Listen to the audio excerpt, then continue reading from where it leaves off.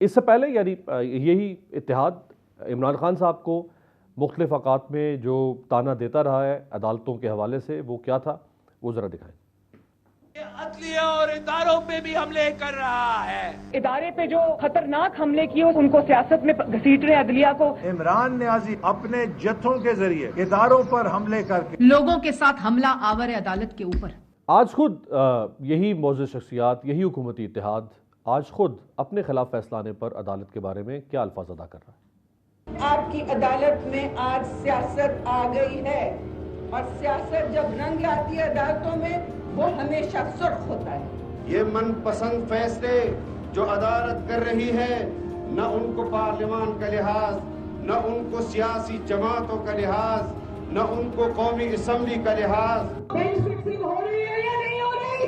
Justice इज्जत माब उमर अता बंदियाल साहब, सरगोदा के अवाम को पता है बेंच फिक्सिंग हो रही है, आपको क्यों पता नहीं है कि बेंच फिक्सिंग हो रही है?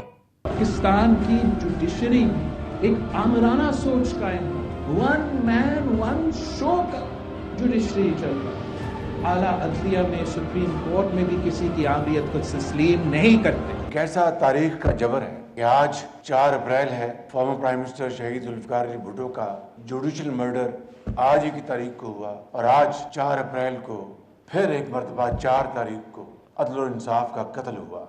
राइट, पाशा साहब, इमरान खान हो, अगर उनके खिलाफ फैसला या उनकी पार्टी के खिलाफ फैसला आए, वो अदालत को बुरा भला कहें, आज इनके खिलाफ फैसला, ये अदालतों को बुरा भला कहें, इसका मतलब है ये फिर मैं ना मानूं की रविश हो गई सियासतदानों की कि मर्जी का फैसला आएगा तो मानेंगे वरना नहीं मानेंगे।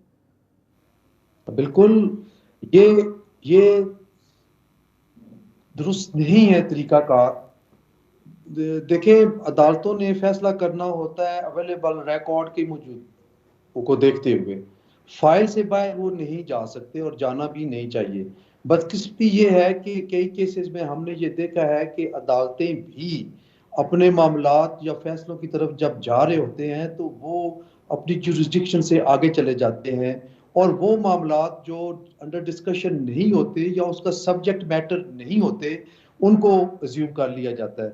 आप देखें कि एक केस था जिसमें एक सर्विस मैटर था और डोगर साहब सीपीओ लाहौर थे, उन्होंने अपनी ट्रांसफर के हवाले से एक पिटीशन फाइल की हुई थी।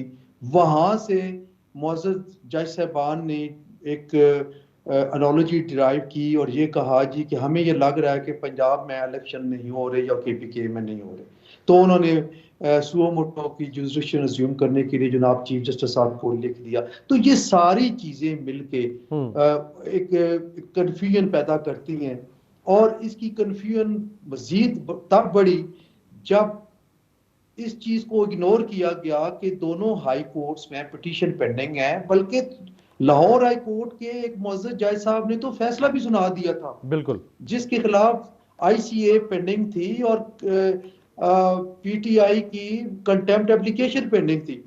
उसको फौरी तौर पे करके जो आपने वो कर दिया, 184(3) की जुरिस्डिक्शन अज्यूम करके फैसला कर दिया। तो अब जो हुकूमती इत्तेहाद है उनके जो ऑब्जेक्शन है वो अपनी जगह पे मौजूद है और उनको एड्रेस करना बड़ा जरूरी था। ऑल राइट, अगर ये हो भी गया तो फिर बार बार ये मुतालबा आता रहा कि जनाब फुल कोर्ट तश्कील दे दें, और फुल कोर्ट अगर तश्कील दे दी जाती तो आज जो मसाइल सर उठा रहे हैं और आइंदा आने वाले दिनों में जो मसाइल बनने हैं, उभरने हैं, एटलीस्ट वो ना होते। हम बतौर इदारा पाकिस्तान बार कौंसिल हमने खुद ऑनरेबल बेंच के रू पेश होके ये रिक्वेस्ट की थी कि आप फुल बेंच बना दें और अगर किसी वजह से फुल बेंच नहीं बनाया जा सकता तो एटलीस्ट फुल कोर्ट मीटिंग बुला लें, क्योंकि जो बातें बाहर आ रही हैं उससे पब्लिकली बड़ा बुरा इंप्रेशन पड़ रहा है एक बहुत बड़े इदारे का जो रियासत का अहम सतून है, जिसको अदलिया कहते हैं। पाशा साहब, आपने जैसे फरमाया कि एक और केस की समाअत हो रही थी गुलाम महमूद डोगर की, उस समाअत से मामला उठा और वो चला गया चीफ जस्टिस के पास सो मोटो नोटिस के लिए। 14 जनवरी को पंजाब की असम्बली तहलील हो जाती है। Chief justice of Pakistan notice ले रहे हैं 22 फरवरी को, 5 हफ्ते के बाद। उन 5 हफ्तों में वो जो आईनी तकाजा था इलेक्शन कमीशन के ऊपर, गवर्नर पे, सदर पे, जिस पर भी, कि वो तय करें कि 90 दिन में इंतखाबात के मामला कैसे बढ़ेंगे। हर तरफ से खामोशी है, गवर्नर तारीख नहीं दे रहा, इलेक्शन कमीशन कह रहा है मेरा काम नहीं है। 5 हफ्ते से सकूत है मुल्क में, 90 दिन वाली कैद खत्म होने के करीब है, 1.5 महीना गुजर गया। क्या आप समझते हैं कि फिर सुप्रीम कोर्ट बिल्कुल खामोश होकर साइड पे बैठ जाए, इस मुल्क पे जो होता रहे, फिर ये तय कर लिया जाए आइंदा से? अगर पीटीआई डायरेक्टली 184(3) की पिटीशन सुप्रीम कोर्ट में फाइल करती तो फिर एक बात बनती थी। जो बज़ाहिर मुतसरा फरीक है वो पीटीआई था, और पीटीआई ने 189 की जुरिसडिक्शन अवेल की, लाहौर हाई कोर्ट में पिटीशन फाइल की, और उस पे डे टू डे हेयरिंग हुई, और सिंगल जज साहब ने इलेक्शन कमीशन ऑफ पाकिस्तान को इन क्लियर वर्ड्स डायरेक्शन दे दी। अब देखें, अपील का राइट मौजूद है, इंट्रा कोर्ट अपील पेंडिंग थी, और जो देखें जो 4 मुअज़्ज़ज़ जज साहबान जिन्होंने इख्तिलाफी नोट लिखा सुप्रीम कोर्ट वालों, उन्होंने लाहौर हाई कोर्ट की आईसीए जहां पेंडिंग थी उनको डायरेक्शन दी कि आप विद इन 3 डेज इनका फैसला करें। इससे भी नजर आ रहा था कि ये जो 4 मुअज़्ज़ज़ जज साहबान हैं जिन्होंने इख्तिलाफी नोट लिखा, वो भी चाहते हैं कि 90 दिन में इंतखाबात हो। मामला सिर्फ जो इख्तिलाफ है वो है तरीकाकार का, कि आपने 184(3) की जुरिसडिक्शन एज्यूम करनी थी, या 199 की जो हो चुकी है और उस पे कॉग्निजेंस भी हो चुका, फैसला भी आ चुका, उसी को रहने देते। अगर 5-6 दिन या हफ्ता वेट कर लेते तो वो दूसरा फरीक उसको खुद ही सुप्रीम कोर्ट ले आता, आईसीए का फैसला हो जाता था। पाशा साहब, अदालत का फैसला आ चुका है।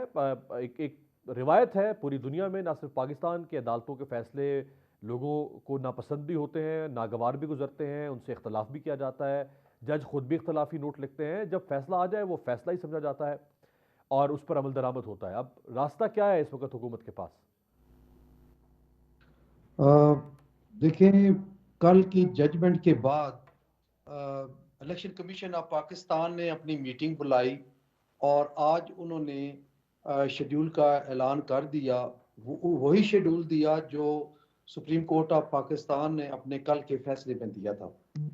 तो अब इसके अलावा तो और कोई सूरत हाल फिलहाल नज़र नहीं आ रही, लेकिन जो हम कल से हुकूमती इत्तेहाद के रहनुमाओं की और जिम्मेदारान की जो गुफ्तगू सुन रहे हैं, उससे तो ये लग रहा है कि ये अभी मामलात को इतना स्मूथली जाने नहीं देंगे, और ये मामला फिर एक दफ़ा सुप्रीम कोर्ट ऑफ पाकिस्तान में आएगा।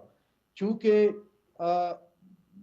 प्रेसिडेंट ऑफ पाकिस्तान के पास एक्ट अप्रूव होने के लिए गया हुआ है, जिसमें 184(3) की अपील प्रोवाइड की गई है, तो वो अभी 10 दिन होने वाले हैं, वो वापस आएगी, फिर जॉइंट सेशन होगा, फिर वापस चले जाएगी।